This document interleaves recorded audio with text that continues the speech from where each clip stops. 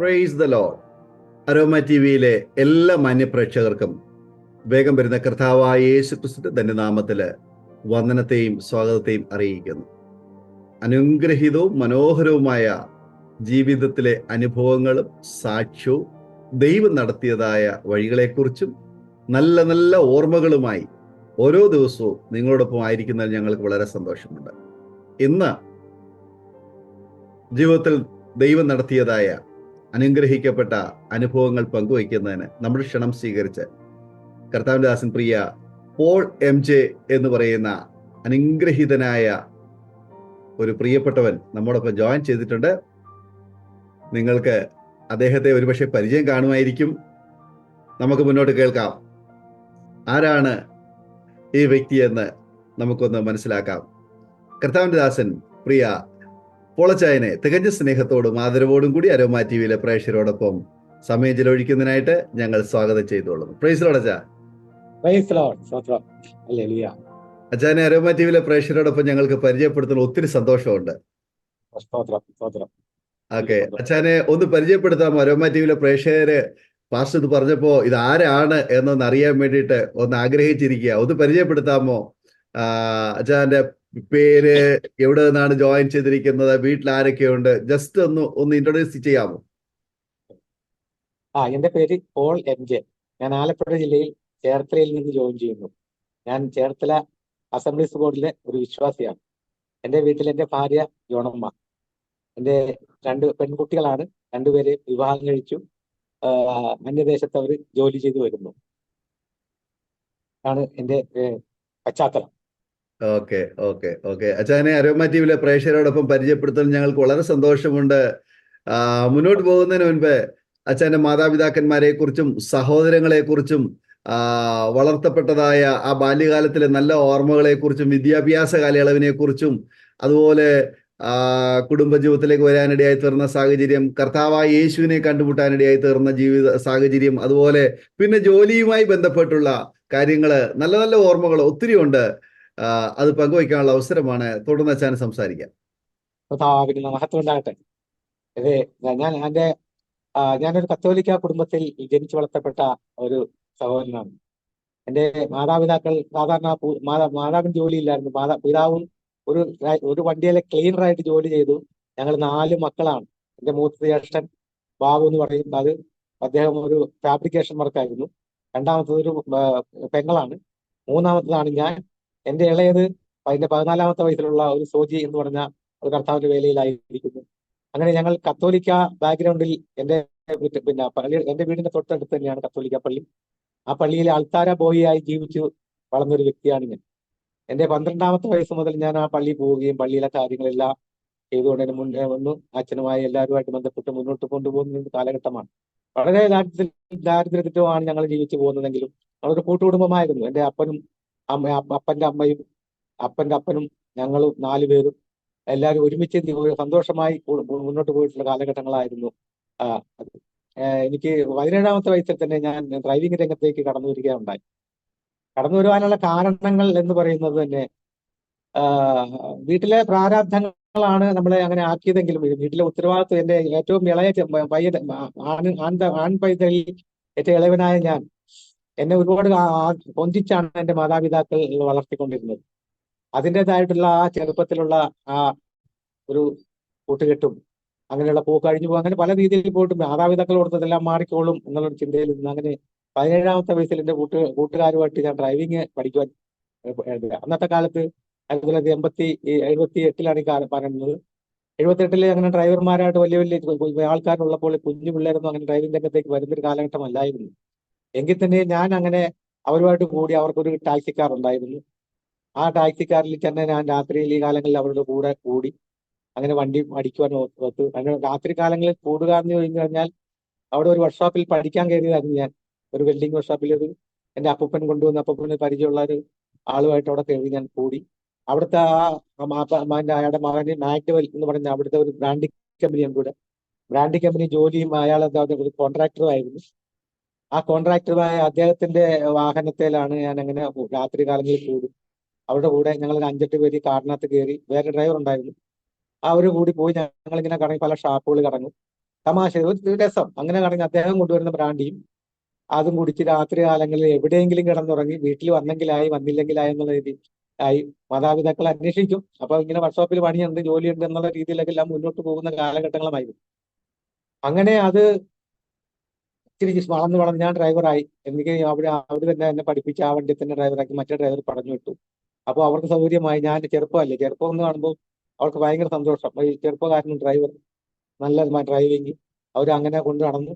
എല്ലാ ദിവസവും രാത്രി ഇങ്ങനെ വെള്ളം കുടിക്കുക, വെള്ളത്തിൽ മുങ്ങുക, മയക്കുക എന്നുള്ള ആ രീതി അങ്ങനെ ഇന്ന് മുന്നോട്ട് കൊണ്ടുപോയി.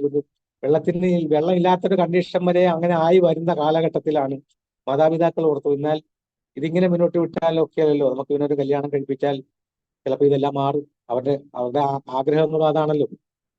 അങ്ങനെ ഞാൻ പള്ളിയിലാണ് എല്ലാ ഞായറാഴ്ചയും പോകും. ഞാൻ പോയെങ്കിലായി, പോയില്ലെങ്കിലായി. പിന്നീട് ആൾക്കാർ പോയി പണിയൊക്കെ നിർത്തി, ജോലിയും കിട്ടി, കൂട്ടുകാരനെ കിട്ടിക്കഴിഞ്ഞ ശേഷം പിന്നെ അങ്ങോട്ട് പള്ളിയിലേക്ക് പോവുക എന്നുള്ള ഒരു ചിന്തയൊന്നുമല്ല. രാവിലെ എഴുന്നേൽക്കുക, കൂട്ടുകാരോട്ട് കൂടുക, വണ്ടി ഓടിയെങ്കിലും ഓടി, ഓടിയില്ലെങ്കിൽ ഇല്ല.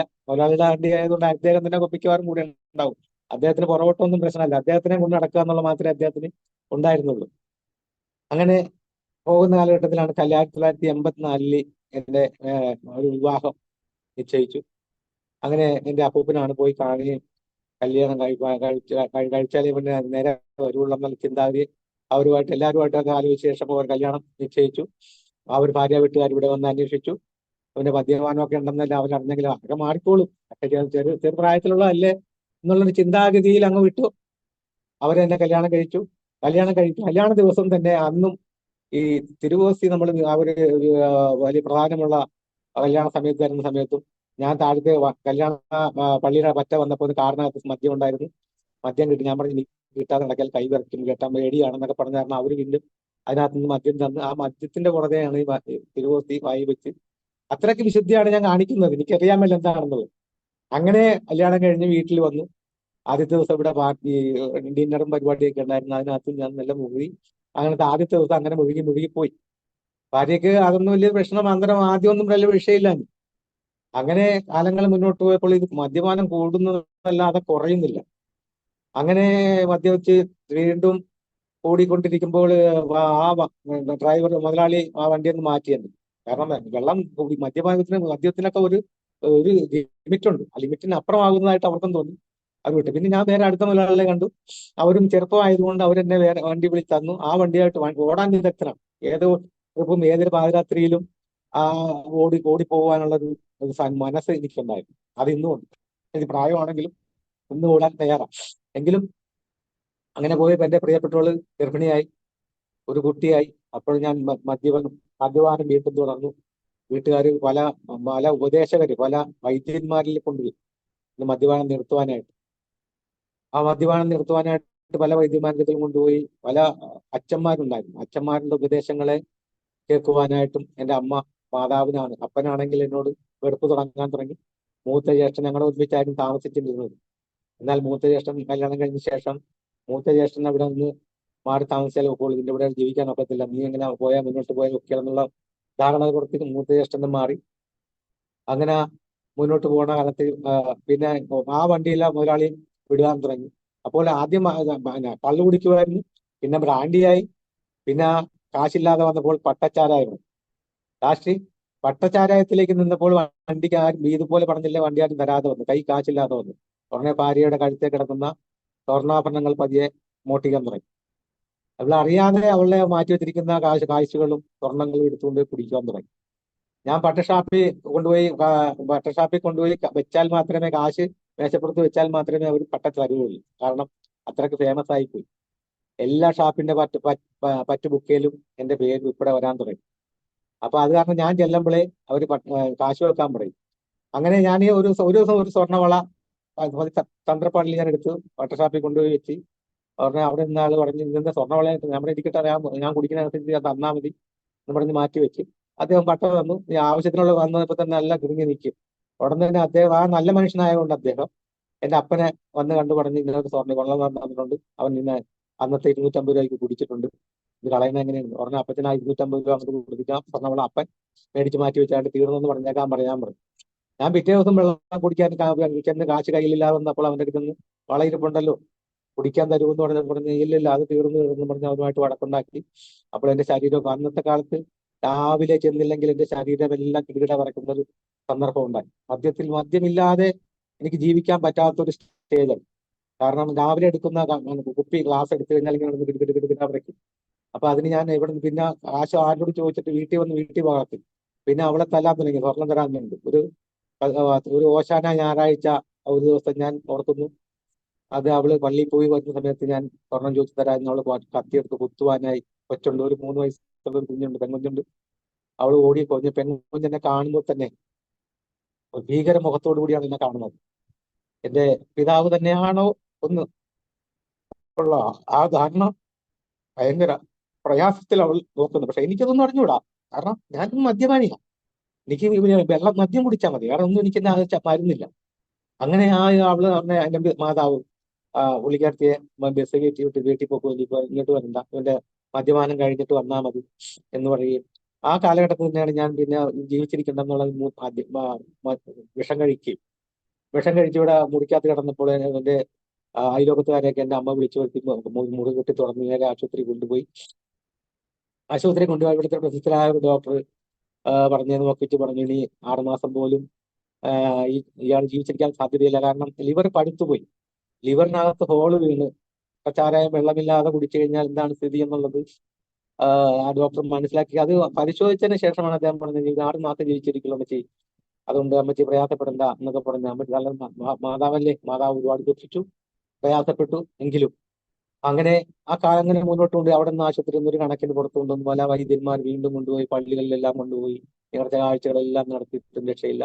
ഈ പള്ളിയിൽ അച്ഛനോട് തിരച്ചും വിളിച്ചു എന്ത് ചെയ്യണം, അവനെ ദൈവം വിചാരിച്ചാൽ പോലും കോളിനെ നന്നാക്കി എടുക്കുവാൻ നടക്കത്തില്ല അമ്മച്ചി, നീ പോയതാണ്, അത് പോട്ടെ, ഇനി വേറെ ഒന്നും ചെന്ന് നോക്കിയിട്ട് കാര്യമില്ല.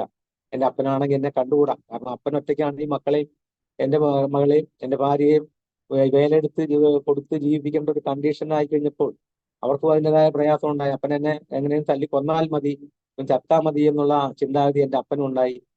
അങ്ങനെ ഞാൻ പിന്നെ വെള്ളം കിട്ടാതെ വന്നുകൊണ്ട് എനിക്ക് ഭ്രാന്തനായി ഞാൻ ഓടി നടക്കുന്ന ചില സന്ദർഭങ്ങളൊക്കെ ഉണ്ടായി. എങ്കിലും നാളെ മാറി നിന്നെങ്കിലും അങ്ങനെ രാവിലെ എഴുന്നിട്ട് ഒരു കണക്കിന് പല്ല് തേച്ചിട്ട് നാക്ക് പിടിക്കാൻ ഒക്കത്തില്ല. നാക്ക് പിടിച്ചു കഴിഞ്ഞാൽ ഈ വായ ഓക്കാനും വരും.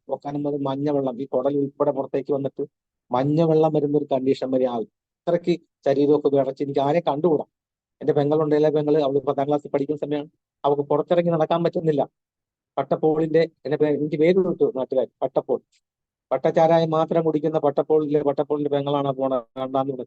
എന്റെ വീട്ടുകാരും നാട്ടുകാരും ഒക്കെ എന്നെ വിടുത്തു. നശിഞ്ഞു പോകും ചത്താലേ നിങ്ങൾ ഗുണം പിടിക്കുള്ളൂ എന്ന് വിധി എഴുതി മാറ്റി വെച്ചു. അങ്ങനെ ഞാൻ പിന്നെ ഓടി നടക്കുന്ന സമയത്താണ് എന്റെ വീടിന്റെ തൊട്ടടുത്തുള്ള ഒരു അച്ചായനുണ്ട്. തൊട്ടടുത്തെന്ന് പറഞ്ഞാൽ ഒരു മതിൽ പറ്റേ സൗദിയിൽ ഒരു എഞ്ചിനീയറാണ് അദ്ദേഹം. അവിടെ പോയി രക്ഷിക്കപ്പെട്ടു, ദൈവത്തെ അറിഞ്ഞുകൊണ്ടുവരികയും. ഇവിടുത്തെ ഒരു കത്തോലിക്കൻ, പ്രമുഖ കത്തോലിക്കനാണ്. നാട്ടിൽ വരുമ്പോൾ ഈ കാര്യങ്ങളൊന്നും പറയാതെ ദൈവവചനം വായിക്കുകയും അയാൾക്ക് ദൈവവചനം കത്തോലിക്കരുടെ ഇടയിൽ പ്രസംഗിക്കുകയൊക്കെ ചെയ്യും. എന്നാൽ പ്രധാനപ്പെട്ട കാര്യമൊന്നും അദ്ദേഹം പറഞ്ഞിട്ടില്ല. ഞാൻ ദൈവത്തെ കണ്ടുമുട്ടിയിട്ടുള്ള അതിലേക്കാണ് ഞാൻ വരുന്നത്. അങ്ങനെ അങ്ങനെ മുന്നോട്ട് കൊണ്ടുപോയി അദ്ദേഹം എന്നെ സ്നേഹിക്കുന്നതാണ്, എന്ത് മനുഷ്യനാണ്. പക്ഷെ പറഞ്ഞാൽ മനസ്സിലാകത്തില്ല, വിളിച്ചാൽ വരികയില്ല. വിളിക്കണമെങ്കിൽ അദ്ദേഹം പൈസ തരികയാണെങ്കിൽ ഞാൻ മേടിച്ചും വെള്ളം കുടിക്കും. അതിന് വേണ്ടിയിട്ടാണ് അദ്ദേഹം വിളിക്കുക എന്നുള്ളതാണ് ഞാൻ മനസ്സിലാക്കിയിട്ടുള്ളത്.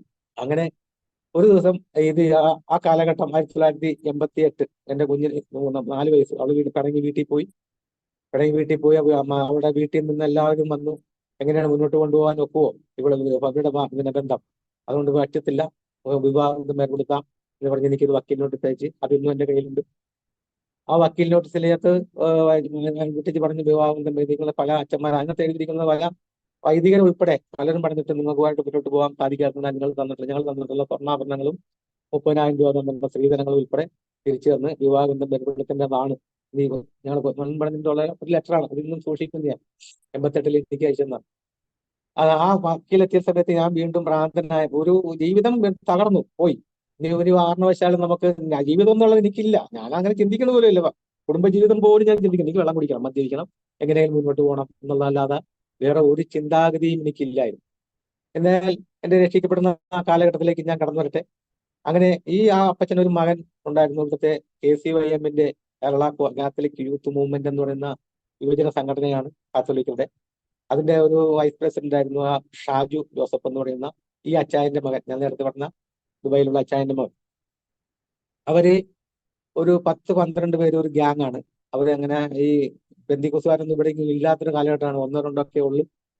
അങ്ങനെ അവർ ഒന്നിച്ചിരുന്ന സമയത്ത് ഒരു ചെറിയ സുവിശേഷ പ്രവർത്തകൻ, ഒരു പാസ്റ്റർ EM ജോർജ് എന്ന് പറയുന്ന ഒരു വ്യക്തി, ബൈബിൾ കോളേജിൽ ഗ്രാജുവേഷൻ കഴിഞ്ഞ് HMCയുടെ പ്രവർത്തനം, അസംബ്ലീസ് ഓഫ് ഗോഡിന്റെ HMC പ്രവർത്തനമുണ്ട്. ആ HMC പ്രവർത്തനമായി അദ്ദേഹം കടന്നു വന്ന് അദ്ദേഹം ഒരു ഒരു കൺവെൻഷൻ പ്രസിദ്ധീകരിച്ചു. ഒരു ചെറിയ മുറ്റത്ത് കൺവെൻഷൻ പോലെ ബസ് സ്റ്റാൻഡിന്റെ അടുത്ത് അദ്ദേഹം ഒരു വാടക വീട്ടിലാണ് ഇരിക്കുന്നത്. അവിടെ ഒരു ചെറിയ കറുത്ത ബോർഡ് ഉണ്ടായിരുന്നു, അസംബ്ലീസ് ഓഫ് ഗോഡ് പ്രാർത്ഥനാലയം എന്ന് മാത്രം. അദ്ദേഹം ഒരു പ്രസിദ്ധീകരിച്ചിട്ട് അദ്ദേഹം ഇങ്ങനെ പ്രസംഗം തുടങ്ങി. നല്ലൊരു പ്രസംഗമായിരുന്നു അദ്ദേഹത്തിന്റെ. ഞാനിതൊന്നും അറിയില്ല, പിന്നീടാണ് ഞാൻ അറിയുന്നതാണ്. അപ്പൊ ഈ പ്രസംഗം കലക്കണം എന്നുള്ളത് ഈ 12 പേര് കൂടി ഒന്നിച്ച് കൂടി അവർ ചെയ്ത് പറഞ്ഞാൽ ഈ നോട്ടീസ് കണ്ടുപിടിച്ച് അവരവിടെ പോവാനായി അവര് പ്ലാൻ ചെയ്തു. അങ്ങനെ പ്ലാൻ ചെയ്ത് അവർ ആ കൺവെൻഷൻ തുടങ്ങിയ ദിവസം തുറവയിൽ മാറി നിന്ന് ഇതെങ്ങനെയെങ്കിലും നിർത്തിക്കണം എന്നുള്ള ചിന്തയിലാണ് ഇരുന്നത്. എന്നാൽ അദ്ദേഹത്തിന്റെ പ്രസംഗം, അദ്ദേഹം ഈ കോട്ടയം ജനിച്ചു വളർന്നപ്പെട്ടതും കോട്ടയം ജില്ലാ പോലീസ് കേസുകളുള്ളത് ഞാൻ കുത്തു നടത്തിയതും കൊലപാതകം ചെയ്തുകൊണ്ടുള്ള സാക്ഷ്യം പറഞ്ഞു കേട്ടിട്ട് അവിടെ നിന്ന് യേശുവിനെ വിടിവിച്ചതാണെന്നുള്ള സാക്ഷ്യം കേട്ടപ്പോൾ കർത്താവ് ഇടപെടുകയും ഈ സഹോദരങ്ങളുടെ മനസ്സ് താന്ന് അദ്ദേഹം അവർ കുനിഞ്ഞിരുന്നു, ഒന്നും അനങ്ങാതെ ഇരുന്നു. ദൈവം അവിടെ പ്രവർത്തിച്ചു എന്നുള്ളതാണ് പറയാം.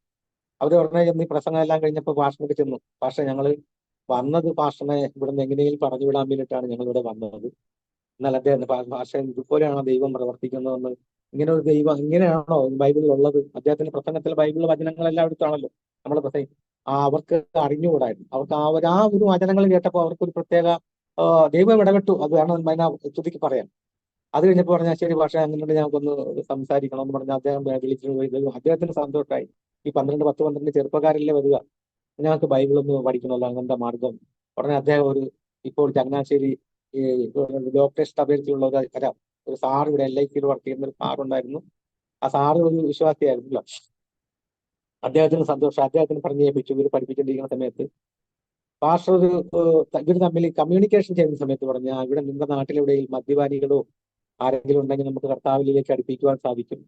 ഉടനെ ഈ അച്ചായന്റെ മകൻ ചാടിക്കറി പറഞ്ഞു, അയ്യോ ഞങ്ങളുടെ അടുത്തൊരു പോളിയേഷനുണ്ട്, ഒരു രക്ഷയില്ല, അത് എങ്ങനെയെങ്കിലും ആ കുടുംബത്തെ രക്ഷിക്കണം എന്ന് പറയുകയും ഉടനെ ശരി ഞാൻ അങ്ങനെ ഇങ്ങനെയെങ്കിലും ഇവിടെ കൊണ്ടുവരാൻ സാധിക്കുമോ? അദ്ദേഹം വരികയല്ല, ഞാൻ ഒരു ചാച്ചന്റെ ഒക്കെ പറഞ്ഞു നോക്കട്ടെ, ചാച്ചൻ പറഞ്ഞാൽ ചിലപ്പോൾ വരുമായിരിക്കും എന്ന് പറഞ്ഞു. അപ്പൊ ഞാൻ ഇങ്ങനെ കറങ്ങി നടക്കുന്ന, വെള്ളം കുടിച്ച് ഇങ്ങനെ കറങ്ങി നടക്കുന്ന സമയത്ത് ഒരു ദിവസം രാവിലെ ഞാൻ ഇതുപോലെ ഓക്കാനിച്ചിരിക്കുന്ന സമയത്ത് മേലിൽ നിന്ന് പുള്ളിക്കാൻ വിളിച്ചു, പോലെ നമുക്കൊരു സ്ഥലം വരെ പോകണമല്ലോ എന്ന് പറഞ്ഞു. എവിടെ പോകണം ചേട്ടാന്ന് ചോദിച്ചു. നമുക്കൊരു സ്ഥലം വരെ പോകണം, നമുക്ക് ശരിയെന്നു ഞാൻ പറഞ്ഞു. ഓക്കെ. എന്റെ മനസ്സിൽ കയറി ഒരു 100 രൂപ മേടിക്കാം, 2 പട്ടച്ചാരയും കൂടി. എനിക്ക് വളരെ സന്തോഷമായി. ഞാൻ ഒരു കണക്കിന് വിടച്ച് അദ്ദേഹം വിളിച്ച പാട്ടി ചെന്ന് അദ്ദേഹം ബസ് കയറി ബസ് സ്റ്റാൻഡിന് അപ്പുറത്ത് ഞാൻ നടന്ന് പോകുമ്പോൾ പ്രാർത്ഥനാലയം എന്നൊരു ബോർഡ് ഞാൻ കണ്ടു. അത് ഞാൻ ഓർത്ത് നിന്ന് ഓർത്തു. അത് കണ്ടപ്പോൾ ഞാൻ ഓടാൻ പോയി. എനിക്ക് മനസ്സിലായി ഇത് സംഗതി എന്നെ കൊണ്ട് കുരുക്കിലിടക്കാൻ പോവുകയാണെന്നുള്ളത്. ഉടനെ ഈ ഇദ്ദേഹം എന്റെ കയ്യെ മുറുക്കി പിടിച്ചു നേരെ പാസ്റ്ററിന്റെ അടുത്തേക്ക് കൊണ്ടുവന്നു. പാസ്റ്റർ കണ്ടപ്പോൾ എനിക്ക് ഞാൻ ആദ്യമായിട്ട് ഇങ്ങനെയുള്ള മനുഷ്യനെ കാണുന്നത്. വീട്ടിൽ നിന്ന് പഴയ കാലങ്ങളിലും ഇവിടെ സുവിശേഷത്തിലെല്ലാം വന്നിട്ടുണ്ട്, എല്ലാവരെയും ഞാൻ ആട്ടി ഓടിച്ചിട്ടുണ്ട്. എനിക്ക് അന്ന് കത്തോലിക്കനാണല്ലോ ഇപ്പൊ ഞാനല്ലോ. ആ രീതിയിൽ അദ്ദേഹം വരികയും അദ്ദേഹം വന്ന് എന്റെ എന്നെ പിടിച്ചു, പ്രാർത്ഥിച്ചു, കുറെ കാര്യങ്ങളെല്ലാം പറഞ്ഞ് ജീവിക്കണ്ടേ, നമുക്ക് ജീവിക്കണം. നമ്മൾ ഇതൊക്കെ ഇങ്ങനെ മതി സാറേ, അങ്ങനെ മുന്നോട്ട് പോകും. എന്നാൽ അദ്ദേഹം പറഞ്ഞു, യോഹന്നാന്റെ സുവിശേഷത്തിൽ 4-ാം അധ്യായത്തിൽ വാക്ക് പറഞ്ഞു, ഈ വെള്ളം കുടിക്കുന്നവൻ പിന്നെയും ദാഹിക്കും, ഞാൻ കൊടുക്കുന്ന വെള്ളം കുടിക്കുന്നതിനോ ഒരു ദാഹിക്കയില്ല. കർത്താവിന്റെ ആ വചനം എന്റെ ഉള്ളിൽ കയറി. പക്ഷെ എനിക്കതൊന്നും വിശ്വാസമൊന്നും ഇല്ലായിരുന്നു. അങ്ങനെ ഒരു സൺഡേ ആയിരുന്നു അന്ന് പുല്ലൂർ കൺവെൻഷൻ നടക്കുന്ന ഒരു ആഴ്ചയായിരുന്നു.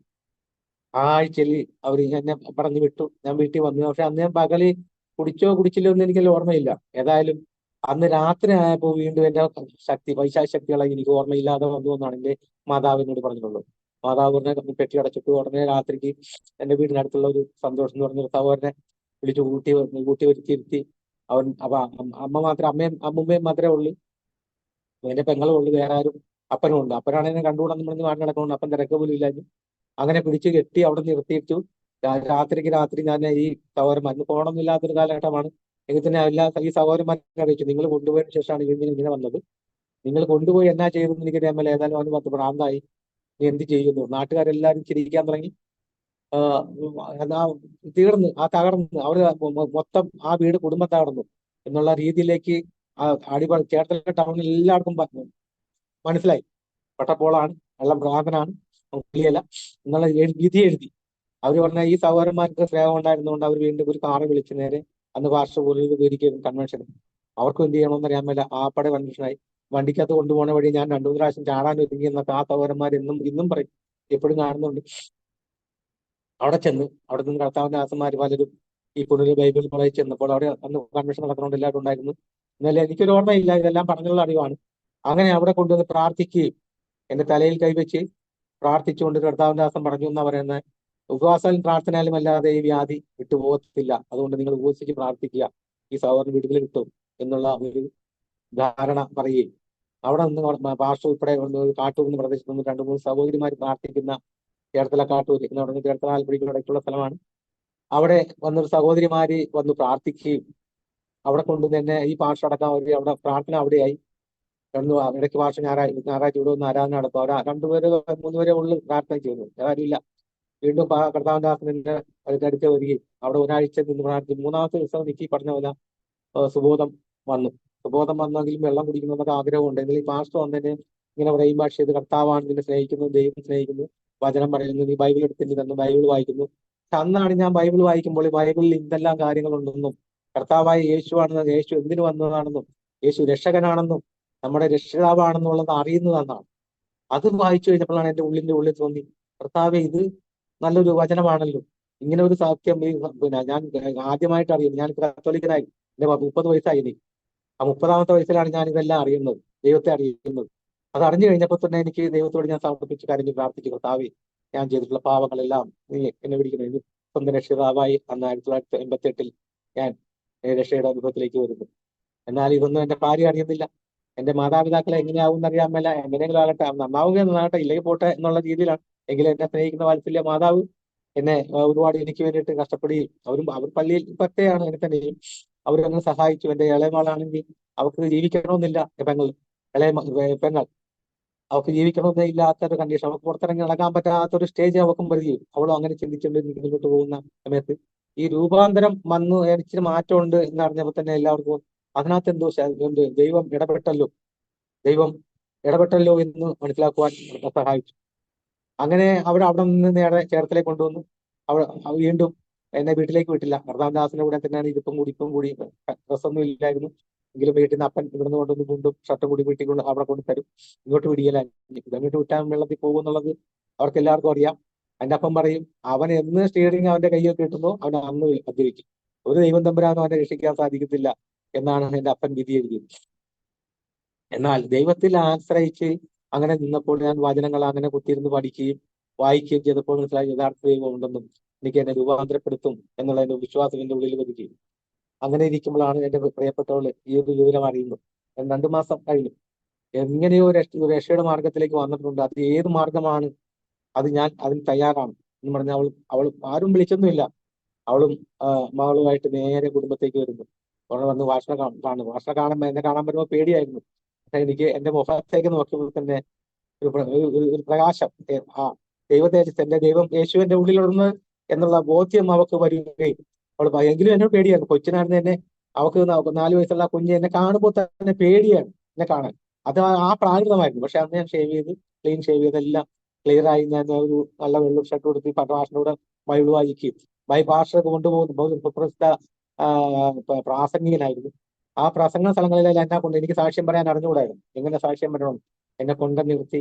ഈ ഇദ്ദേഹത്തെ അറിയുമ്പോൾ ഇദ്ദേഹം ചേർത്തലയിലുള്ള പട്ടച്ചാരായം പട്ട കുടിച്ചു കിടന്ന പട്ടപ്പോൾ എന്ന് പറഞ്ഞൊരു വ്യക്തിയാണ്. അദ്ദേഹത്തെ രൂപാന്തരപ്പെടുത്തുന്ന കർത്താവാണ് നമ്മുടെ കർത്താവ്.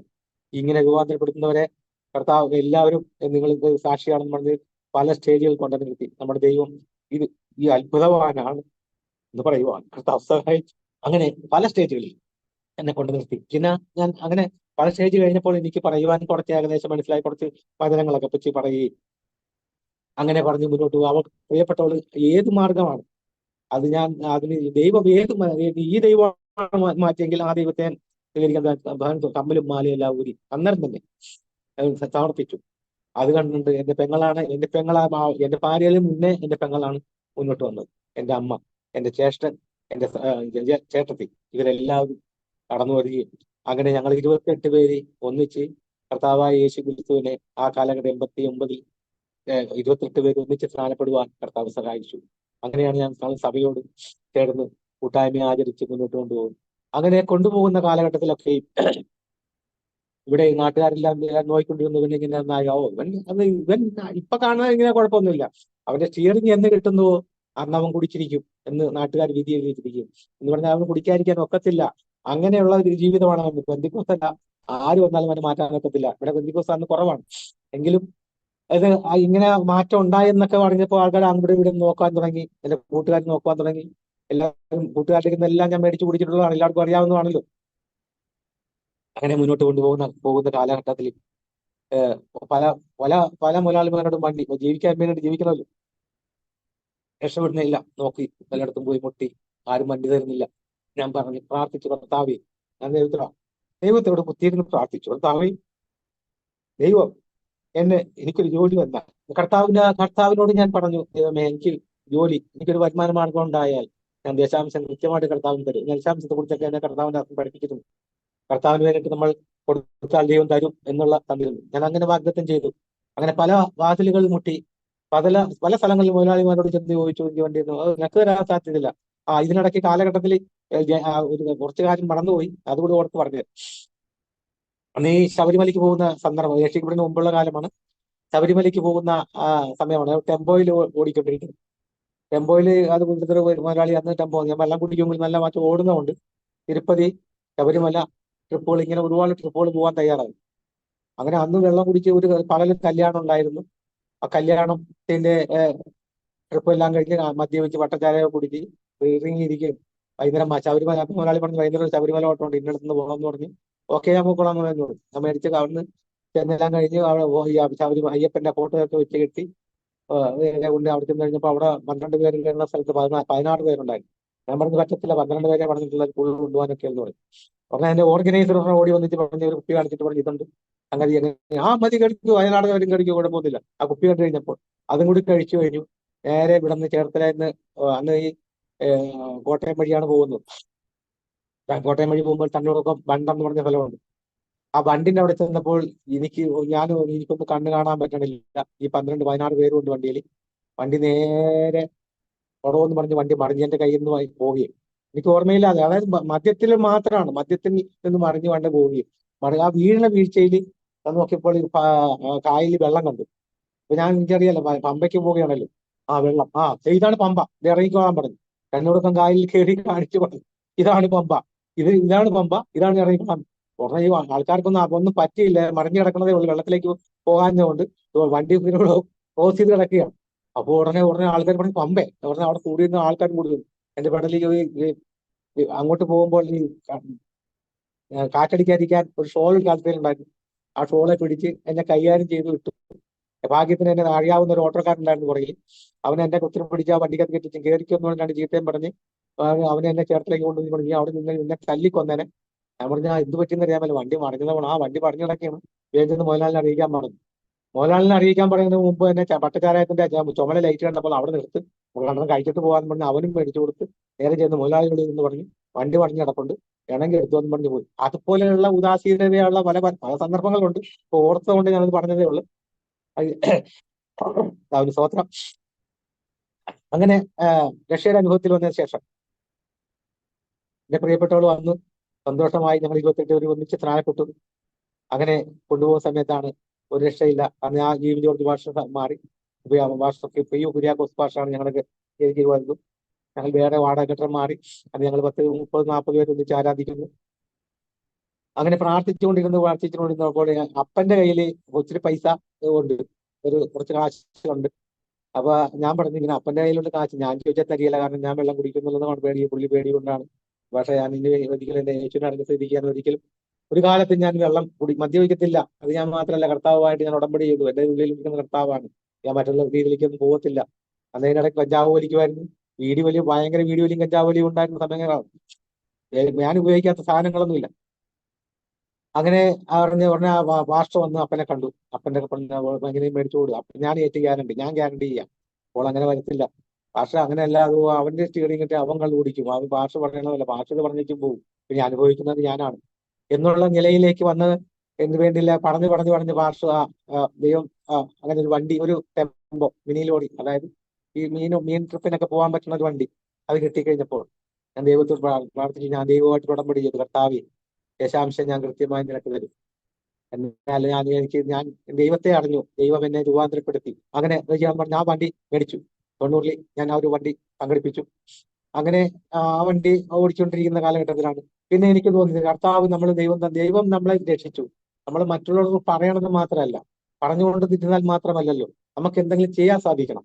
അതിന് നമ്മുടെ സാമ്പത്തികമൊന്നുമില്ല. ഞാനൊന്ന് ആലോചിച്ച് നോക്കിയപ്പോൾ അങ്ങനെ ഈ ടെമ്പോ ഓടിച്ചുകൊണ്ടിരിക്കുന്ന ഒരുമാതിരി വരുമാനം ആയി, പിള്ളേരായി, രണ്ടാമത്തെ കുട്ടിയായി. 90-ൽ രണ്ടാമത്തെ കുട്ടിയും ജനിച്ചു. ഞങ്ങൾ സന്തോഷമാണ്, ഞങ്ങളുടെ കുടുംബം സന്തോഷമാണ്. വണ്ടി മേടിച്ചുകൊണ്ട് നാട്ടുകാർ കാണുന്നുണ്ട്, നോക്കുന്നുണ്ട്.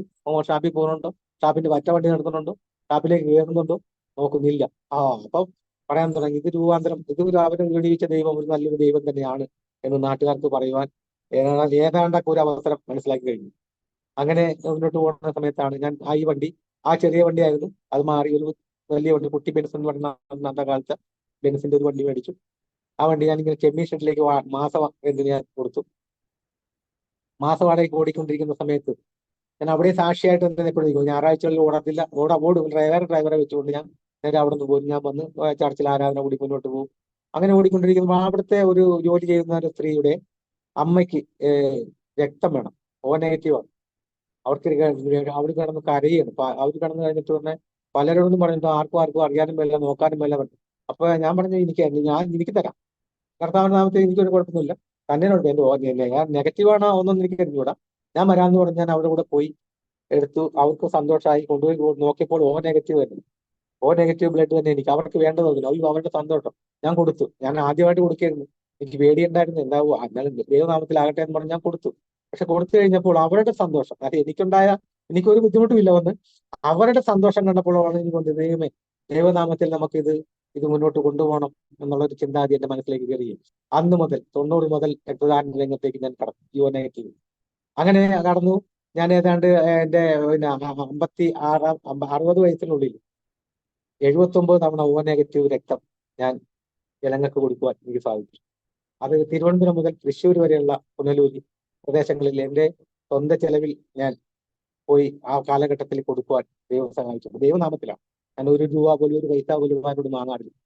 ഇതിനു വേണ്ടി രക്തദാനം, സൗജന്യമായ അവരുടെ സന്തോഷമാണ് എന്നെ ആദരിച്ചത്, അത്ര ആക്കിയത്. ദൈവനാമത്തിലാണ് അറിയാം. എന്റെ കർത്താവിന്റെ നാമം അവരോട് ഞാൻ പറയുകയും ചെയ്യും. ബ്ലഡ് കൊടുത്തു കഴിയുമ്പോൾ ഞാൻ ഇത് രംഗത്തേക്ക് വരാൻ കാരണം, ഞാൻ പണ്ട് ഒരു മുഴുക്കുടിയനായിരുന്നു. എന്റെ മേത്ത് രക്തം തന്നത് കർത്താവാണ്. ആ രക്തമാണ് ഞാൻ നിങ്ങൾക്ക് തരുന്നത്.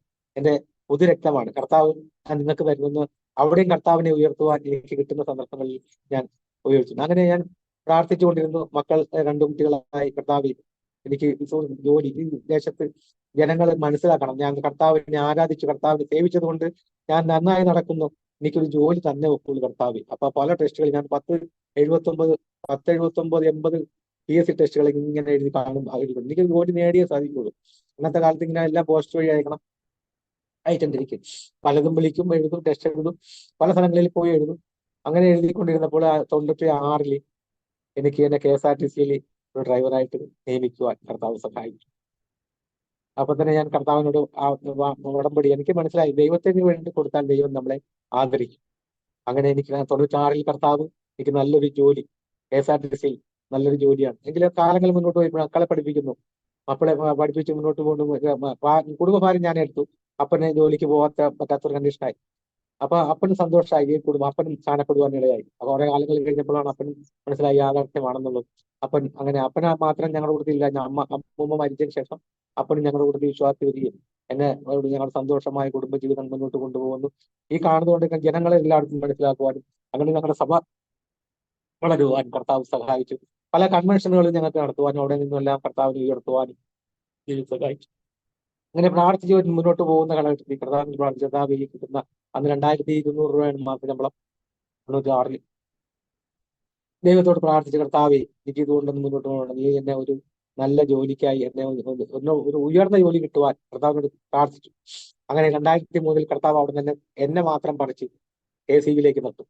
ദൈവത്തോടുള്ള ആ ഊണും ദൈവത്തിൻ്റെയോടുള്ള അടുപ്പവും ദൈവത്തിന് വേണ്ടി നിൽക്കുകയും ചെയ്താൽ കർത്താവ് നമ്മളെ ഉയർത്തും എന്നുള്ള ഒരു ഉത്തമ വിശ്വാസമാണ് എന്നെ അന്ന് അങ്ങ് മാറ്റിയത്. ദൈവത്തിന് വേണ്ടി നമ്മൾ പറയാൻ, ഞാൻ പറയട്ടെ, ദശാംശം കർത്താവിന് വേണ്ടി വേലയ്ക്കും ദശാംശം അല്ലാതെ കൊടുത്താൽ കർത്താവ് നമ്മളെ ഉയർത്തും എന്നുള്ളതിന് ഒരു ഒരു ഉത്തമ സാക്ഷിയായിട്ട് നിൽപ്പാൻ കർത്താവിനെ സഹായിച്ചിട്ടുണ്ട് ദൈവം. അങ്ങനെ എന്നെ ഇലക്ട്രിസിറ്റി ബോർഡിലേക്ക് ഇരട്ടി ശമ്പളത്തോടു കൂടി, നോക്കണമേ, അത് അധ്വാന ഭാരവും കുറവും. ഈ അന്ന് ഞാൻ 550 കിലോമീറ്റർ സൂപ്പർ ഫാസ്റ്റാണ് പറഞ്ഞത്. ഇവിടെ നിന്ന് തിരുവനന്തപുരം പോകണം, തിരുവനന്തപുരത്ത് നിന്ന് തൃശ്ശൂർ പോയി ചേർത്തല വന്നാലാണ് 2 റൂട്ട് കിട്ടുക. ആ 2 റൂട്ടിൽ 543 കിലോമീറ്റർ ഓടിയാണ് റൂട്ട് കേൾക്കുന്ന സമയത്ത് നിസ്സാരമായ ഒരു ജീപ്പ് കൊണ്ടുവന്ന് ഓടിച്ച് കൊണ്ടുപോകാൻ അതിനെ ലഘുവായിച്ച് കർത്താവിനെ ഓർക്കുവാൻ, അതനുസരിച്ച് മുന്നോട്ട് പോകുവാൻ കർത്താവ് സഹായിച്ചു. അങ്ങനെ ഇരിക്കെ ഞങ്ങളുടെ സഭാഹോളിൽ ഉണ്ടായിട്ടുള്ള ഒരു കാര്യം, കർത്താവിന്റെ ദാസൻ സഭാഹോളിൽ അങ്ങനെ പല സ്ഥലങ്ങളിൽ നോക്കി പറഞ്ഞ കർത്താവിന്റെ ദാസനോട് പ്രസിദ്ധീകരിച്ചു. കർത്താവ് ദാസൻ പറഞ്ഞു, നമുക്ക് ഒരു സ്ഥലം മേടിക്കണം, അത് നിങ്ങളുടെ കയ്യിലുള്ള പൈസയോ സ്വർണങ്ങളോ എന്തുണ്ടെങ്കിലും ഡെപ്പോസിറ്റ് ഉണ്ടെങ്കിലും എന്തുണ്ടെങ്കിലും അത് എടുത്ത് തന്നാൽ മാത്രമേ നിങ്ങൾക്ക് നമ്മുടെ മേടിക്കാൻ ഒക്കുള്ളൂ എന്ന് പറഞ്ഞു. അപ്പൊ എന്റെ മൂത്ത മോളുടെ പേരിൽ ഞാൻ ഒരു 3300 രൂപ ഒരു ഡെപ്പോസിറ്റ് ഇട്ടുണ്ടായിരുന്നു. എന്റെ മൂത്ത മോള് പറഞ്ഞു, അവൾ പഠിച്ചിട്ടിരിക്കുന്നു. മൂത്ത മോള് എന്നെ ചാടി കയറി പറഞ്ഞു, ഡാഡി രണ്ട് പൈസ എന്റെ പേരിൽ ഇട്ടുണ്ടല്ലോ, അത് സഭയ്ക്ക് വിടും, നമുക്ക് ദൈവം നമ്മളെ നോക്കിക്കോളും. എന്റെ അതേ ഉള്ളൂ, നിനക്കായിട്ടുള്ളത് എനിക്കതൊന്നും വേണ്ട, കർത്താവ് തരും, നമ്മൾ കൊടുക്കാൻ പറഞ്ഞു. അങ്ങനെ ആ 3300 രൂപയും പിന്നെ വേറെ കയ്യിലുള്ള വേറെ കൊടുത്തു. ഡെപ്പോസിറ്റ് ആയിട്ടുണ്ടായിരുന്ന ആ പൈസ കൊടുക്കാൻ പറഞ്ഞത് കൊടുത്തു. അതുകൊണ്ട് ഞങ്ങൾ സഭാ ഹോള് മേടിക്കുവാൻ കർത്താവ് സഹായിച്ചു. എന്നാൽ അവരുടെ ഭാവി ജീവിതത്തിന് വേണ്ടിയിട്ട് ഞാൻ പൈസ മാറ്റി വെച്ചെങ്കിലും പിന്നീട് എനിക്ക് ഉണ്ടാക്കാൻ സാധിച്ചിട്ടില്ലെങ്കിലും അവളെ നല്ല രീതിയിൽ കർത്താവ് തന്നെ എല്ലാം ഒരുക്കി അവളെ നല്ല ഭാവി ജീവിതം നോക്കുവാൻ കർത്താവ് സഹായിച്ചു. അങ്ങനെ ഞങ്ങൾ മുന്നോട്ട് കൊണ്ടുപോകുന്ന കാലഘട്ടത്തിലാണ് വിവാഹ കാര്യങ്ങളെല്ലാം വന്ന് എന്റെ മൂത്ത മകളെ നല്ല രീതിയിൽ കർത്താവിന്റെ നാമത്തിൽ ദൈവത്തിന്റെ ഒക്കെ നന്നായിട്ട് പഠിപ്പിക്കുവാൻ കർത്താവ് സഹായിക്കും. ഞങ്ങൾക്ക് നല്ല രീതിയിൽ അവളെ പഠിപ്പിച്ചു. അവള് M.Com വരെ എടുത്തു, M.Com B.Ed എടുത്തു, അത് കഴിഞ്ഞ് MBA എടുത്തു. അത് കഴിഞ്ഞ് ഇവിടെ ചേർത്തല കോളേജിൽ ഒരു ലെക്ചറായിട്ട് വർക്ക് ചെയ്യായിരുന്നു. ഇപ്പോൾ ദുബായിൽ ഒരു +1 +2 കാരെ പഠിപ്പിക്കുന്ന ടീച്ചറായിട്ട് അവൾ കുടുംബമായി രണ്ട് കുട്ടികളുണ്ട്. അവർ കുടുംബമായിട്ട് അവർ താമസിക്കുന്നു. ഇളയ മകളെ ഇതുപോലെ പഠിപ്പിക്കുകയും കർത്താവ് ദൈവത്തിന്റെ കൂടെ നിന്ന് ദൈവം സഹായിച്ച് നിർത്തിയ കൃപയ്ക്കായി ദൈവം നമ്മളെ നടത്തും എന്നുള്ളത് എനിക്ക് നല്ല വിശ്വാസം ഉണ്ടായി.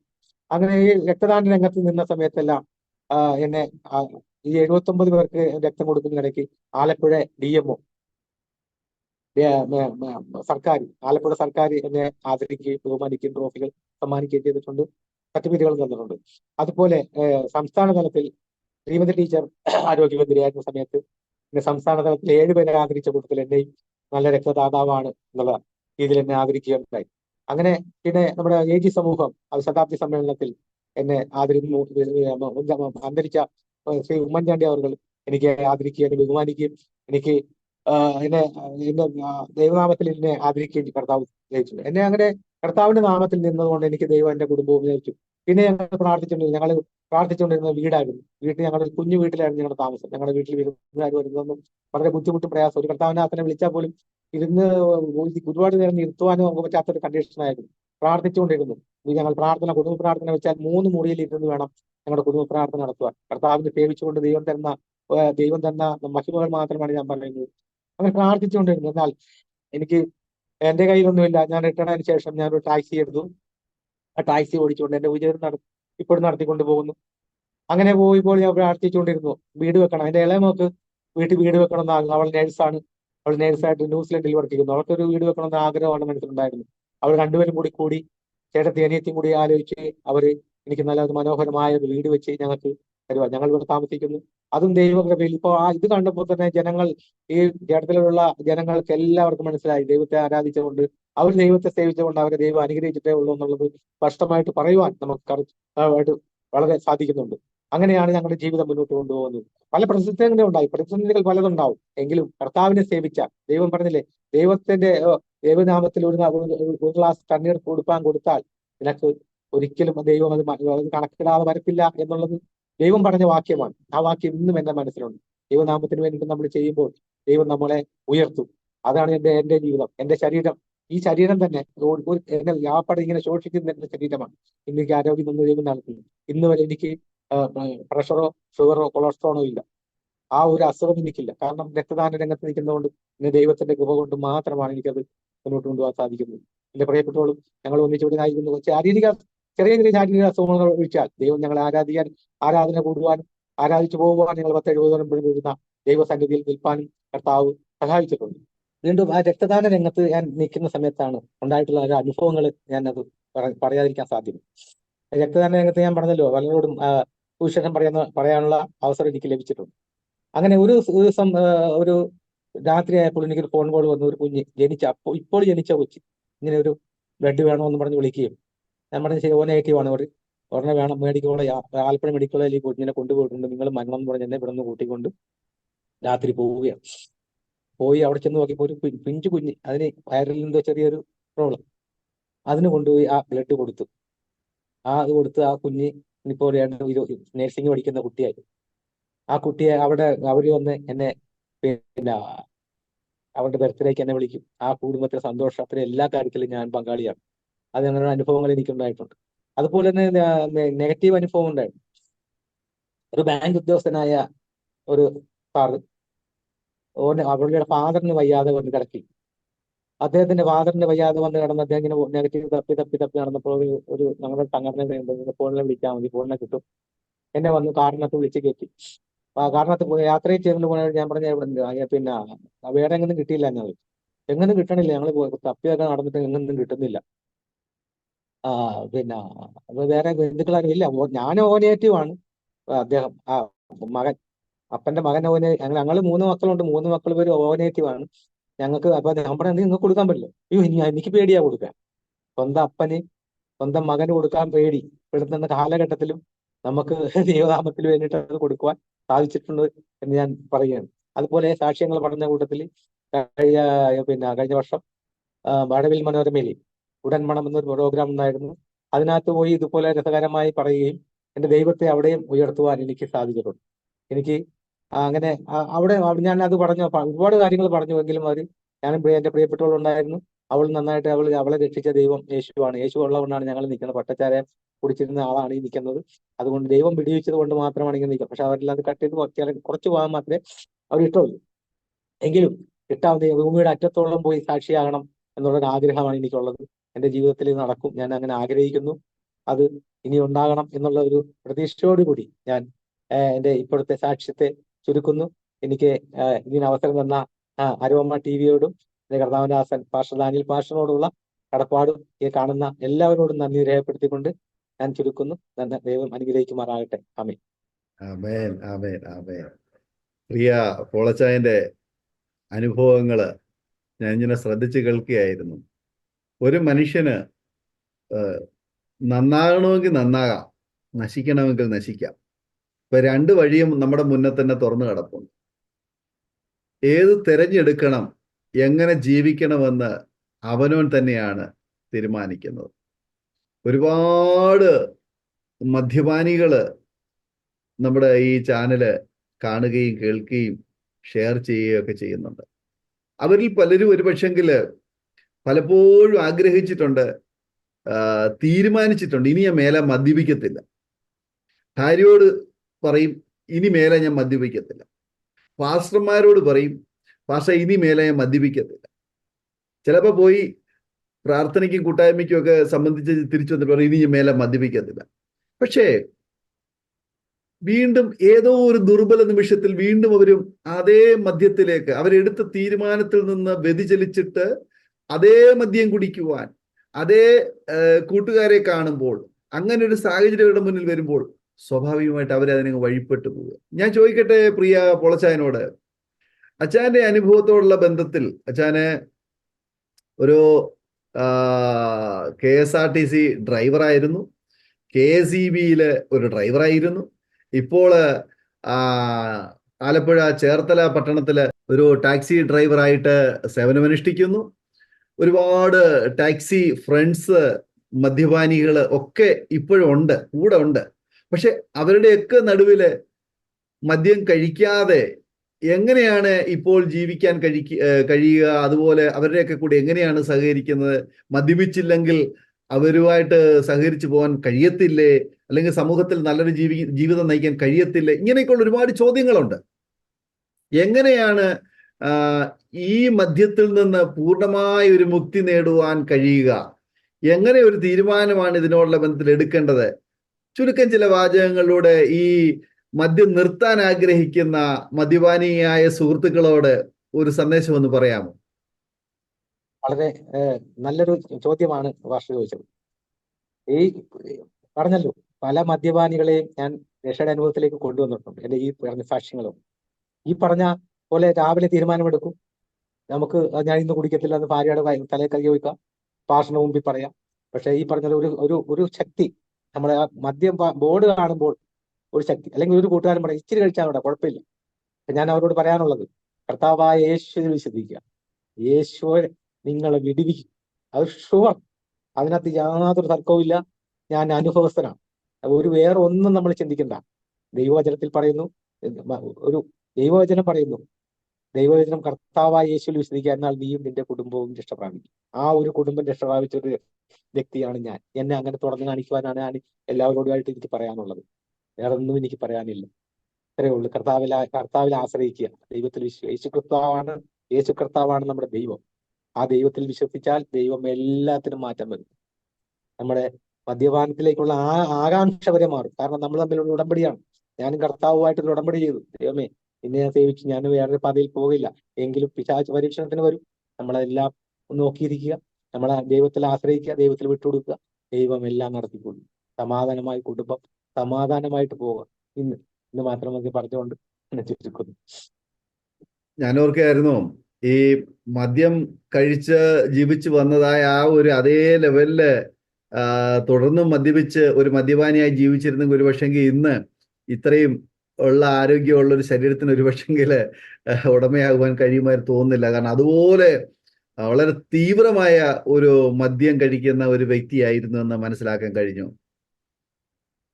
ഇന്ന് സമൂഹത്തില് ഞങ്ങളെ ശ്രവിക്കുന്ന ഒരുപാട് പ്രിയപ്പെട്ടവര്, നിങ്ങളിൽ പലരും ആഗ്രഹിക്കുന്നുണ്ടാവാം, ഞങ്ങൾക്ക് രക്ഷപ്പെടണം, ഞങ്ങള് ഈ മദ്യത്തിൽ നിന്ന് എങ്ങനെ മോക്ഷം പ്രാപിക്കും എന്ന് ഒരുപാട് അവയർനെസ്സുകൾ സമൂഹത്തിൽ നിന്ന് ലഭിക്കുന്നുണ്ട്. പല സെമിനാറുകളും പത്രമാധ്യമങ്ങളിലൂടെയും കൗൺസിലിങ്ങിലൂടെയും ഒക്കെ പലർക്കും അവയർനെസ് ലഭിക്കുന്നുണ്ട്. അവിടെ വെച്ച് അവർ തീരുമാനങ്ങളൊക്കെ എടുക്കും. പക്ഷേ ചില ദിവസങ്ങളോ സമയങ്ങളോ മണിക്കൂറുകളോ കഴിയുമ്പോൾ ദുർബല നിമിഷത്തില് അവർ പഴയ അനുഭവത്തിലേക്ക് കടന്നു പോകുന്നത് കാണുവാൻ തക്കവണ്ണം കഴിയുന്നുണ്ട്. വിശുദ്ധ വേദപുസ്തകം ഇങ്ങനെ പറയുന്നു, മദ്യപാനി സ്വർഗരാജ്യം അവകാശമാക്കുകയില്ല. അപ്പോൾ മദ്യം കഴിക്കുന്ന ഒരു വ്യക്തിയെ സംബന്ധിച്ചിടത്തോളം അവൻ അറിഞ്ഞുകൊണ്ടൊരു തീരുമാനമെടുക്കുകയാണ്, എനിക്ക് സ്വർഗത്തിൽ പോകണ്ട, എനിക്ക് നരകത്തിൽ പോയാൽ മതി എന്ന് തീരുമാനമെടുക്കുക. വാത്സല്യ സഹോദര, പ്രിയപ്പെട്ട കൂടപ്പുറപ്പേ, ഞങ്ങൾക്ക് നിങ്ങളോട് പറയാനുള്ളത്, ഈ സാക്ഷ്യത്തിലൂടെ, ഈ സന്ദേശത്തിലൂടെ ഞങ്ങൾക്ക് നിങ്ങളോട് പറയാനുള്ളത്, നിങ്ങളുടെ ആത്മാവിന്റെ വില നിങ്ങൾ തിരിച്ചറിയാത്തത് കൊണ്ടാണ് ഒരുപക്ഷെങ്കിൽ നിങ്ങൾ അങ്ങനെ പറയും. നിങ്ങളുടെ ആത്മാവിന്റെ ആ ഒരു നിത്യത, അതിന്റെ ശ്രേഷ്ഠത തിരിച്ചറിഞ്ഞാൽ നിങ്ങളുടെ ഭാര്യയുടെയും നിങ്ങളുടെ കുഞ്ഞുങ്ങളുടെയും നിങ്ങളുടെ മാതാപിതാക്കന്മാരുടെയും നിങ്ങളുടെ പ്രിയ സഹോദരങ്ങളുടെയും ഒക്കെ കണ്ണുനീര് ഒന്ന് കാണുവാൻ തയ്യാറാകുമെങ്കിൽ, നിങ്ങളുടെ കുഞ്ഞുങ്ങൾ വിശന്ന് വളരെ വേദനിക്കുമ്പോൾ, അവർക്ക് ഉടുക്കുവാൻ നല്ലൊരു വസ്ത്രമില്ലാതിരിക്കുമ്പോൾ, കയറിക്കിടക്കുവാൻ നല്ലൊരു വീടില്ലാതിരിക്കുമ്പോൾ, അവർക്ക് അവരുടെ ആരോഗ്യം സംരക്ഷിക്കാൻ കഴിയാതിരിക്കുമ്പോൾ, സഹോദര, നശിച്ചു പോകുന്ന നിന്റെ സ്വയം ശരീരത്തെയും അതുപോലെ നിന്റെ ജീവിതത്തെയും നിന്റെ അവസരങ്ങളെയും അതിന് വളമാക്കി കൊടുക്കുവാൻ മദ്യം കഴിച്ച് നിന്റെ ആയുസ്സും ആരോഗ്യവും അവസരവും നിന്റെ സമ്പത്തും കളയരുതേ എന്ന് മാത്രമേ ഞങ്ങൾക്ക് പറയാൻ. ആകയാൽ പ്രിയ ശ്രോതാവേ, ഇന്ന് തന്നെ ഒരു തീരുമാനമെടുക്കൂ. യേശുവിന് നിങ്ങളെ രക്ഷിപ്പാൻ കഴിയും. കർത്താവായ യേശുവിന് നിങ്ങളെ രക്ഷിപ്പാൻ കഴിയും. നിങ്ങൾ വിശുദ്ധ തിരുവെഴുത്തുകൾ വായിക്കുകയും ധ്യാനിക്കുകയും പഠിക്കുകയും പ്രാർത്ഥിക്കുകയും ചെയ്യൂ. നിങ്ങളുടെ ഭാര്യയെ സ്നേഹിക്കൂ, കുഞ്ഞുങ്ങളെ സ്നേഹിക്കൂ, മാതാപിതാക്കന്മാരെ സ്നേഹിക്കൂ, സഹോദരങ്ങളെ സ്നേഹിക്കൂ, സമൂഹത്തെ സ്നേഹിക്കൂ. അതാണ് യേശു കർത്താവ് നമ്മളെ പഠിപ്പിച്ചത്. ആ സ്നേഹം നിങ്ങളുടെ ഉള്ളിലേക്ക് ഇറങ്ങി വരട്ടെ. നിങ്ങൾ മദ്യത്തെ സ്നേഹിക്കരുത്. മദ്യം വിഷമാണ്. അത് നിങ്ങളെ കൊല്ലുവാനിടയായിത്തീരും. അത് നിങ്ങളുടെ കുടുംബത്തെ, നിങ്ങളുടെ തലമുറകളെ, നിങ്ങളുടെ ജീവിതത്തെ മുഴുവനുമായി അഗ്നിനരകത്തിന് ഇരയാക്കുവാനിടയായിത്തീരും. ആകയാൽ ഇന്ന് തന്നെ ഒരു തീരുമാനമെടുക്കൂ. യേശു നിങ്ങളെ സ്നേഹിക്കുന്നു. യേശുവിന് മാത്രമേ നിങ്ങളെ രക്ഷിപ്പാൻ കഴിയൂ. അതുകൊണ്ട് നിങ്ങൾ എടുക്കുന്ന തീരുമാനത്തിൽ നിങ്ങൾക്ക് വിശ്വസ്തത പുലർത്തുവാൻ കഴിയട്ടെ. അതിൽ നിന്ന് പിന്മാറാതെ ഉറച്ചു നിൽക്കൂ. ദൈവമായ കർത്താവ് നിങ്ങളെ സഹായിക്കട്ടെ. ഒരു നിമിഷം ഞങ്ങൾ നിങ്ങൾക്ക് വേണ്ടി പ്രാർത്ഥിക്കാം. ഒരു നിമിഷം കണ്ണുകളെ അടയ്ക്കും. സ്തോത്രം. യേശുവിനെ ദൈവമായി, കർത്താവായി, രക്ഷകനായി, വീണ്ടെടുപ്പുകാരനായി, പ്രിയ സുഹൃത്തായി, മദ്യത്തെയല്ല യേശുവിനെ നിങ്ങളുടെ സുഹൃത്തായി നിങ്ങൾ സ്വീകരിക്കുവാൻ തയ്യാറാണ്. സ്തോത്രം. യേശു നിങ്ങളെ അനുഗ്രഹിക്കും. നിങ്ങളുടെ ജീവിതത്തിന് മെച്ചപ്പെട്ട നിലവാരത്തിലേക്ക് വരുവാൻ്റെ കൂടിയായിത്തീരും. പ്രിയ അച്ചായൻ തൻ്റെ സ്വയം പേര് പറഞ്ഞു, പൊട്ടപ്പോൾ എന്നാണ് തന്നെ സമൂഹത്തിൽ അറിയപ്പെട്ടുകൊണ്ടിരുന്നത്. എന്നാൽ ഇന്ന് ദൈവത്തിൻ്റെ ഒരു മകനായി, കർത്താവിൻ്റെ ഒരു ദാസനായി താൻ ഉൾപ്പെട്ടു നിൽക്കുന്ന സമൂഹത്തിൽ മാന്യതയോടുകൂടി ജീവിക്കുവാൻ തൻ്റെ ജീവിതത്തിൽ ദൈവം കൃപ ചെയ്യും. നിങ്ങളുടെ ഈ പേര് മാറട്ടെ, നിങ്ങളുടെ സ്വഭാവം മാറട്ടെ, നിങ്ങളുടെ ജീവിതം മാറട്ടെ. പ്രാർത്ഥിക്കാം. നമുക്ക് ഒരുമിച്ച് സ്തോത്രം ചെയ്ത് പ്രാർത്ഥിക്കുമ്പോൾ പ്രിയ പോളച്ചായൻ അരോമ ടിവിയിലെ പ്രേക്ഷകർക്ക് വേണ്ടി, പ്രത്യേകിച്ച് മദ്യത്തിനും മയക്കുമരുന്നിനും ലഹരി വസ്തുക്കൾക്കും അടിമകളായിരിക്കുന്ന സുഹൃത്തുക്കൾക്ക് വേണ്ടി, അവരുടെ മാനസാന്തരത്തിന് വേണ്ടി, ദൈവം അവരെ വിടുവിക്കേണ്ടതിന് വേണ്ടി പ്രാർത്ഥിക്കാം. ഒരു നിമിഷം പ്രാർത്ഥിക്കാം. പ്രിയ പോളച്ചായൻ പ്രാർത്ഥിക്കും. കർത്താവേ, സ്തോത്രം സ്തോത്രം സ്തോത്രം സ്തോത്രം സ്തോത്രം സ്തോത്രം സ്തോത്രം സ്തോത്രം.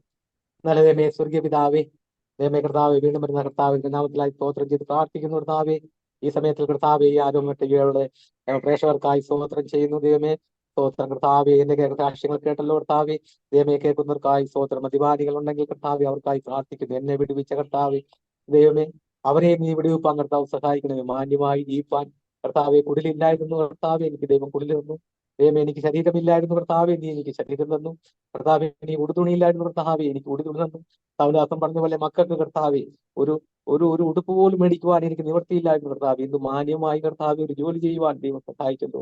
നിന്നെ സേവിച്ചത് കൊണ്ടാണെന്ന് കർത്താവെ ഞാൻ വിശ്വസിക്കുന്നു, ഞാൻ മാനിക്കുന്നു കർത്താവെ. അതുപോലെ കേൾക്കുന്നവരിൽ മദ്യപാനികൾ ഉണ്ടെങ്കിൽ കർത്താവെ, അവർക്കായി പ്രാർത്ഥിക്കുന്നു. വീടുകൾ കാണുവാൻ കർത്താവ് സഹായിക്കണമേ. എന്റെ കർത്താവെ, ഈ സാക്ഷ്യം കേട്ട് കർത്താവെ അനേകർ കർത്താവ് ദൈവത്തിലേക്ക് അടുക്കുവാൻ കർത്താവ് ഇടയാക്കണമേ എന്ന് താഴ്ത്തിപ്പിക്കുന്നു. കർത്താവ് പ്രേക്ഷകർക്കായി സ്തോത്രം. കർത്താവിന്റെ ദാസന്താനിൽ പാഷനായി പ്രാർത്ഥിക്കുന്നു. കർത്താവെ, നീ ഇത്രത്തോളം നടത്തിയല്ലോ ദൈവമേ, കൃപയാൽ അദ്ദേഹത്തിന്റെ ശുശ്രൂഷയെ നീ മാനിക്കണമേ എന്ന് കർത്താവെ താഴ്ത്തിപ്പിച്ച് പ്രാർത്ഥിക്കുന്നു. പ്രാർത്ഥനയായിട്ടുള്ള സ്തോത്രം യേശുവിനുള്ള നാമത്തിൽ തന്നെ. ആമേൻ. താങ്ക് യു പ്രിയ പൊളച്ചായൻ. ഇത്രത്തോളം സമയം അരോമ ടിവിയിലെ പ്രേക്ഷകരോടൊപ്പം അനുഗ്രഹിക്കപ്പെട്ട ജീവിതാനുഭവവും സാക്ഷ്യവും പങ്കുവയ്ക്കുന്നതിന്, സമയം വേർതിരിച്ചതിന്, ഞങ്ങളോടൊപ്പം സമയം ചെലവഴിച്ചതിന് കർത്താവിന്റെ ദാസനായ നന്ദി, സ്നേഹം അറിയിക്കുന്നു. കർത്താവ് ധാരാളമായി അനുഗ്രഹിക്കുമാറാകട്ടെ. അപ്പോൾ തന്നെ ഞങ്ങളെ ശ്രമിച്ചുകൊണ്ടിരുന്ന മാന്യ പ്രേക്ഷകരുള്ളതായ നന്ദി, സ്നേഹം അറിയിക്കുന്നു. ഈ സാക്ഷ്യം നിങ്ങൾക്ക് അനുഗ്രഹമായി തീർന്നുവെങ്കിൽ തീർച്ചയായിട്ടും നിങ്ങളുടെ പ്രിയപ്പെട്ടവർക്ക്, സുഹൃത്തുക്കൾ കൂടി, പ്രത്യേകിച്ച് ഒരു മദ്യപാനിക്ക് നിങ്ങൾ ഷെയർ ചെയ്ത് കൊടുക്കൂ. അവർ കേൾക്കട്ടെ, അനുഗ്രഹിക്കട്ടെ, അവരുടെ ജീവിതത്തിൽ മാറ്റം ഉണ്ടാകട്ടെ. തുടർന്നും കർത്താവ് നമ്മെ എല്ലാവരും അനുഗ്രഹിക്കട്ടെ. നിങ്ങൾക്കൊരു പ്രാർത്ഥനാ വിഷയമുണ്ടെങ്കിൽ, ഞങ്ങളുമായി ബന്ധപ്പെടുവാൻ ആഗ്രഹിക്കുന്നെങ്കിൽ, സ്ക്രീനിൽ കാണുന്ന നമ്പറിൽ ഇന്ന് തന്നെ വാട്സപ്പിൽ മെസ്സേജ് അയക്കുക. ഞങ്ങൾ നിങ്ങൾക്ക് വേണ്ടി, നിങ്ങളുടെ വിഷയങ്ങൾക്ക് വേണ്ടി പ്രാർത്ഥിക്കുന്നതായിരിക്കും. ദയവായി കർത്താവ് നമ്മെ സഹായിക്കട്ടെ. നിങ്ങളുടെ വിലയേറിയ അഭിപ്രായങ്ങളും നിർദ്ദേശങ്ങളും കമന്റ് ബോക്സിൽ രേഖപ്പെടുത്തുക. അടുത്ത അനുഗ്രഹിക്കപ്പെട്ടതായ ഒരു സാക്ഷ്യവുമായി വീണ്ടും കാണുമ്പോഴേ എല്ലാവർക്കും good bye. God bless you all. ഓർമ്മയുടെ മനോരഥത്തിൽ മായാത്ത ഓർമ്മയ്ക്കായി അരോമ മാട്രിമോണിയിൽ നിന്നും ജീവിത പങ്കാളിയെ കണ്ടെത്തൂ. നിങ്ങൾ ഒരു ക്രിസ്തീയ ജീവിത പങ്കാളിയെ അന്വേഷിക്കുകയാണോ? അതോ മക്കൾക്ക് അനുയോജ്യമായ ഒരു തക്ക തുണയ്ക്ക് വേണ്ടി പ്രാർത്ഥിക്കുന്ന വ്യക്തിയാണോ? എങ്കിൽ അരോമ മാട്രിമോണി നിങ്ങൾക്ക് വേണ്ടിയാണ്. ഇന്നു തന്നെ സൗജന്യമായി രജിസ്റ്റർ ചെയ്യൂ. അരോമ മാട്രിമോണിയുടെ പ്രത്യേകതകൾ: രജിസ്ട്രേഷൻ തികച്ചും സൗജന്യം. ലോകത്തെവിടെയുമുള്ള അനുയോജ്യമായ ക്രിസ്തീയ ജീവിത പങ്കാളിയെ തിരഞ്ഞെടുക്കാം. വിവാഹം നടക്കുന്നതുവരെ സർവീസ് ലഭിക്കുന്നു. ഏറ്റവും ചെറിയ പാക്കേജുകളും തിരഞ്ഞെടുക്കാം. അരോമ മാട്രിമോണി നിങ്ങൾക്കായി ഒരുക്കുന്നു വിവാഹം പരമാനന്ദം. Email aroma matrimony2020@gmail.com.